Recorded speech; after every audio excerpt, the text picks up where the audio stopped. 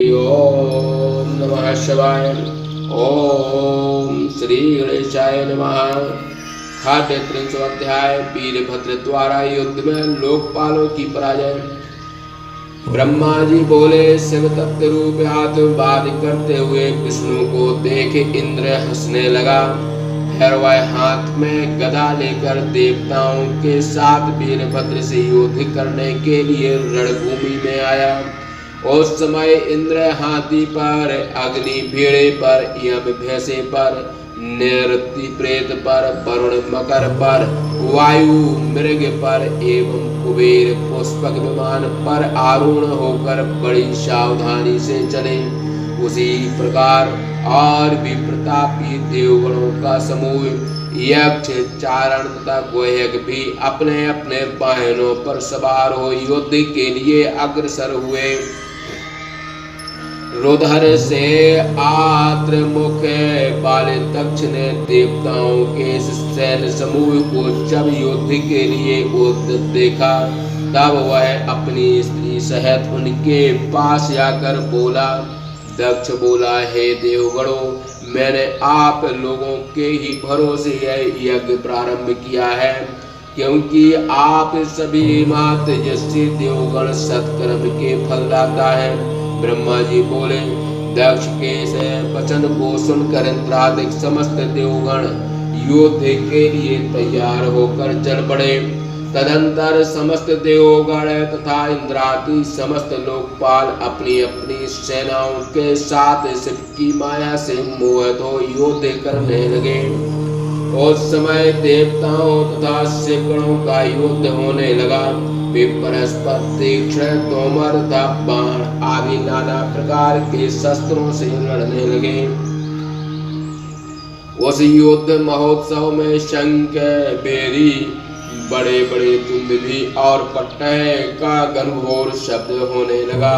उन बाजों के शब्द से उत्साह में भरे हुए देवगण लोकपालों को लेकर उन शिवगणों को मारने लगे। इंद्रादि देवगणों तथा लोकपालों ने भृगु के मंत्र बल के प्रभाव से शिव जी के गणों को छिन्न भिन्न कर डाला। उन याज्ञ भृगु ने दीक्षा लिए हुए अपने यजमान दक्ष के संतोषार्थ निर्विघ्न यज्ञ समाप्ति के लिए उन शिवगणों का उच्चाटन कर दिया। इस प्रकार भूत प्रेत एवं पिशाचों को पराजित देख वीरभद्र ने उन सभी को पीछे हटा दिया और स्वयं युद्ध करने के लिए रणभूमि में आगे आया। उस महाबली ने वृषभ पर बैठे हुए अपने समस्त गणों को आगे किया तथा स्वयं त्रिशूल लेकर देवताओं को गिराने लगा। उन गणों ने भी अपने त्रिशूल से देवता, यक्ष, साध्य, गुहेक तथा चारण गणों को मार कर घायल कर दिया। किन्हीं को खड्ग से 2 टुकड़े कर दिए, किन्हीं पर मुद्गर से प्रहार कर धराशायी कर दिया। इस प्रकार उन गणों ने अन्य प्रकार के शस्त्रों से देवताओं को छिन्न भिन्न कर दिया। देवता लोग पराजित हो युद्ध से भागने लगे। वे एक दूसरे को छोड़कर स्वर्ग चले गए। उस महाभयानक संग्राम में महाबलशाली केवल इंद्रादि लोकपाल ही धैर्य धारण कर युद्ध करने की इच्छा से उत्साहित हो खड़े रहे। तब समस्त इंद्रादि देवता आपस में मिलकर बड़े विनय के साथ उस युद्ध स्थल में बृहस्पति से पूछने लगे। लोकपाल बोले, हे गुरु, हे तात, हे महाप्रयाग, हे दयानिधि, हे बृहस्पति, हम आपसे पूछना चाहते हैं कि हम लोगों की विजय किस प्रकार होगी, आप शीघ्र बताइए। ब्रह्मा जी बोले, युद्ध में विजय के लिए प्रयत्नशील बृहस्पति उन लोकपालों की बात सुनकर भगवान शंकर का स्मरण कर ज्ञान रहित इंद्र से बोले। बृहस्पति बोले, हे इंद्र, भगवान विष्णु ने जो कहा था वह होकर रहा है। अब मैं उसी को स्पष्ट रूप से व्याख्या करता हूँ, सावधानी से सुनो। परमात्मा सदाशिव ही सभी कर्मों के फल को देने वाले हैं। वह कर्म फल देने वाला ईश्वर ही कर्म के करने वाले को उसका फल देता है। कर्म स्वयं स्वतंत्र नहीं है जो अपने कर्ता को फल दे सके। मंत्र, औषधि, लौकिक, आभिचार, कर्म, वेद, पूर्व मीमांसा तथा उत्तर मीमांसा ये सभी शिव जी को जानने में समर्थ हैं। इसी प्रकार अनेकों वेदों से युक्त अन्य शास्त्र भी शिव को जानने में समर्थ नहीं है, ऐसा पुराणज्ञ लोग कहते हैं। संपूर्ण वेदों का ज्ञाता भी शिव को नहीं जान सकता। उसकी शरण में रहने वाले उसके भक्त ही उसे जान सकते हैं, अन्यथा वह किसी प्रकार जाना नहीं जा सकता, ऐसी श्रुति कहती है। शांत एवं सर्वथा निर्विकार दृष्टि से उनकी कृपा प्राप्त होने पर वे सदाशिव जाने जा सकते हैं।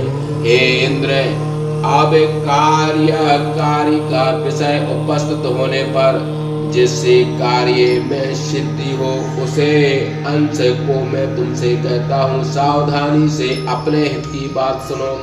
हे इंद्र, तुम मूर्खतावश ही इन लोकपालों के साथ इस यज्ञ स्थल में आए हो और अपना पराक्रम प्रकट कर रहे हो।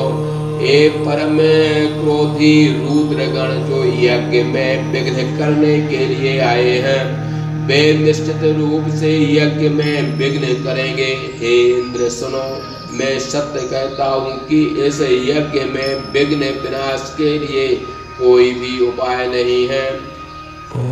ब्रह्मा जी बोले, बृहस्पति की बात सुनकर इंद्रादि लोकपालों सहित समस्त देवगण बहुत विखाद करने लगे।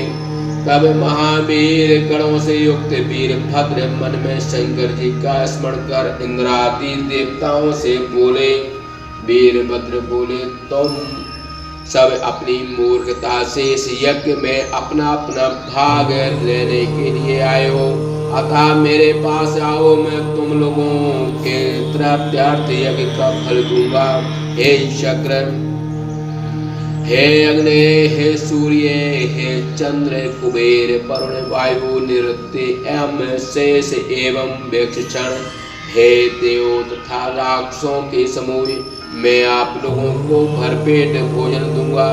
आप लोग भली प्रकार से स्थित होकर इसका फल भोगिए। ब्रह्मा जी बोले, ऐसा कहकर महावीर सेनाग्रगण्य उस वीरभद्र ने क्रोध में भरकर तीक्ष्ण बाणों से देवताओं पर प्रहार करना प्रारंभ कर दिया। उन बाणों से व्यथित हुए इंद्रादि देवगण दसों दिशाओं की ओर भागने लगे। तब लोकपाल तथा देवगण तितर बितर हो गए तथा वीरभद्र अपने गणों के सहित यज्ञ के सन्निकट पहुंच गए। वे समस्त ऋषि एवं मुनिगण भयभीत होकर रमापति विष्णु के पास जाकर विनय के साथ बोले। ऋषियों ने कहा, हे देवादिदेव, हे रमानाथ, हे सर्वेश्वर महाप्रभु, आप स्वयं यज्ञ स्वरूप हैं, अतः इस दक्ष यज्ञ की रक्षा कीजिए। आप ही यज्ञ कर्ता, यज्ञ रूप यज्ञांग एवं यज्ञ रक्षक हैं। आपके अतिरिक्त और कोई यज्ञ का रक्षक नहीं है, इसलिए हे प्रभु इस यज्ञ की रक्षा करो, इस यज्ञ की रक्षा करो। ब्रह्मा जी बोले। भयभीत हुए ऋषियों के वचन सुनकर वीरभद्र के साथ युद्ध करने के लिए भगवान विष्णु तैयार हो गए।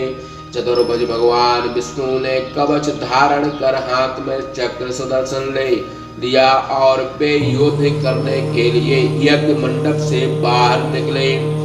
तब गणों के सहित वीरभद्र ने अपने हाथ में त्रिशूल लेकर कवचधारी विष्णु को युद्ध के लिए आए हुए देखा। विष्णु को देखते ही वीरभद्र की दुर्गति टेढ़ी हो गई और वे विष्णु की ओर इस प्रकार देखने लगे जैसे महाराज पापियों को अथवा सिंह मत वाले हाथी की ओर देखता है। महावीर गणों से युक्त हरिमर्दन उस वीरभद्र ने युद्ध के लिए समुद्यत हुए विष्णु को देखकर क्रोध से शीघ्रता पूर्वक कहा। वीरभद्र कहने लगे, हे हरे, आपने सच्ची के शपथ की अवहेलना क्यों की और आपके चित्त में इतना गर्व क्यों हुआ? भला आप ही सोचें कि क्या आप में शिव के शपथ को उल्लंघन करने की शक्ति है? मैं क्या और कोई भी इस जगत को आप नहीं समझते। आप ही सोचिए कि शिव के क्रोध से आपकी रक्षा करने की सामर्थ्य इस तीन लोक में किसके पास है? आप किस निमित्त से यहाँ पर आए हुए हैं यह तो मैं नहीं जानता, किंतु आप ही सोचिए कि क्या आप में इस यज्ञ को नष्ट होने से बचाने की सामर्थ्य है? इस यज्ञ में सती ने जो किया क्या आपने उसे नहीं देखा? अथवा दधीच ने जो कहा क्या आपने उसे नहीं सुना? निश्चय ही आप इस यज्ञ में अवदान के लिए आए हुए हैं, अतः मैं आपको इसका शीघ्र फल दूंगा। हे विष्णु, मैं इस त्रिशूल से तुम्हारा वक्षस्थल अभी विदीर्ण करूंगा। अब आपका जो रक्षक वह मेरे सामने आवे। शिव के शपथोल्लंघन में से दग्ध हुए आपको मैं अभी पृथ्वी पर धराशायी करूंगा। आप अथवा अग्नि से भस्म कर दूंगा अथवा चूर्ण कर पीस डालूंगा। हे महेश, तुम के दुराचारी अधम विष्णु, क्या तुम भगवान रुद्र के परम पावन महात्म को नहीं जानते जो मुझसे युद्ध करने के लिए अग्रसर हुए हो? अस्तु, यदि इस युद्ध मैदान से नहीं भागे तो मैं तुम्हें ऐसे स्थान पर भेज दूंगा जहां जाकर पुनः लौटना न पड़े। ब्रह्मा जी ने कहा। सुरेश्वर महाबुद्धिमान विष्णु वीरभद्र की बातें सुनकर प्रीति पूर्वक हंसते हुए बोले।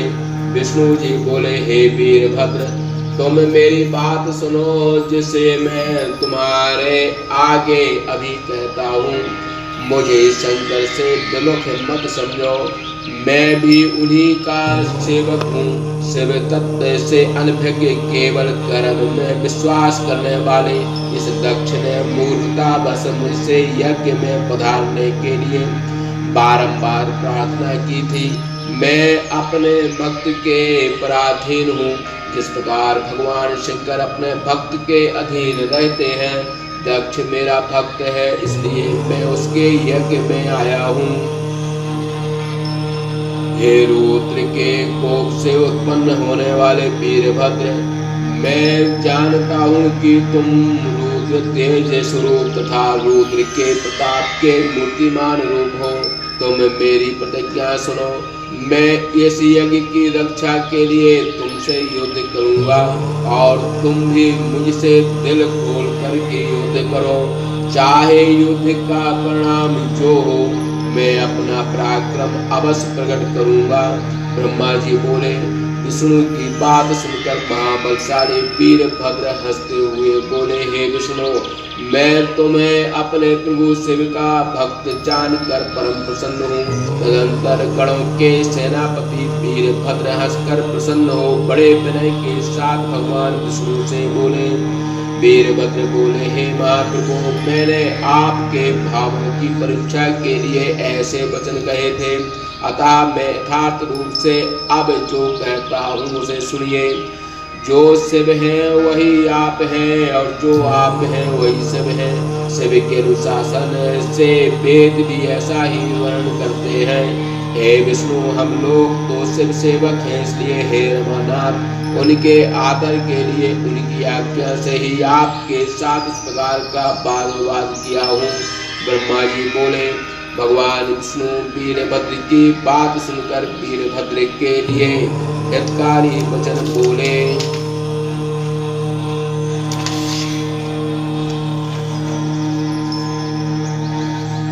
विष्णु जी ने कहा कि हे महावीर, तुम निसंक भाव से मेरे साथ युद्ध करो। जब मुझे अपने अस्त्रों से घायल कर दोगे तो मैं अपने आश्रम को चला जाऊंगा। ब्रह्मा जी बोले, इतना कहकर भगवान विष्णु चुप हो गए और युद्ध करने के लिए तैयार हो गए। इधर वीरभद्र भी अपने गणों के साथ युद्ध के लिए सन्नद्ध हो गए। इस प्रकार सतुत्री भाषा का महाप्राण के द्वितीय सती खंड में विष्णु वीरभद्र संवाद नामक 36वां अध्याय समाप्त। बोलिए शंकर भगवान की जय।